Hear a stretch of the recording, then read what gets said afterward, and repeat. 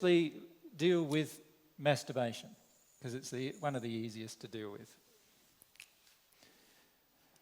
There's a lot of sexual to-do about masturbation, a lot of jokes about it and so forth, isn't there? You know, if a person's caught masturbating, they're usually made to feel quite terrible about themselves and so forth.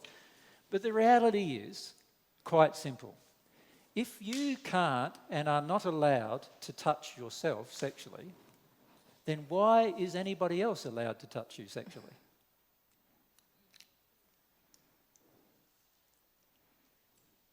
So to me, the whole reason why masturbation is treated as a taboo is because there is a general shame that people have about touching themselves sexually and getting pleasure from their own touch, right? So there's a general shame present. But what happens though with masturbation is you could say sometimes masturbation is taken to the extreme.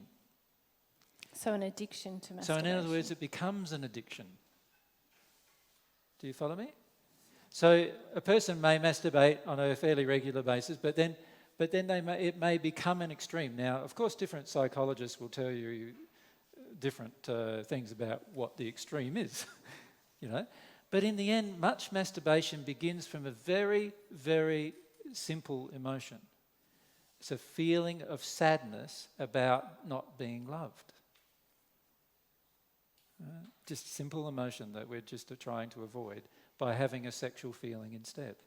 And in fact, the interesting things about most of the things that we've written here, not all of them, but most of them, is they all come from some kind of emotional hurt or injury as to why we have that particular desire.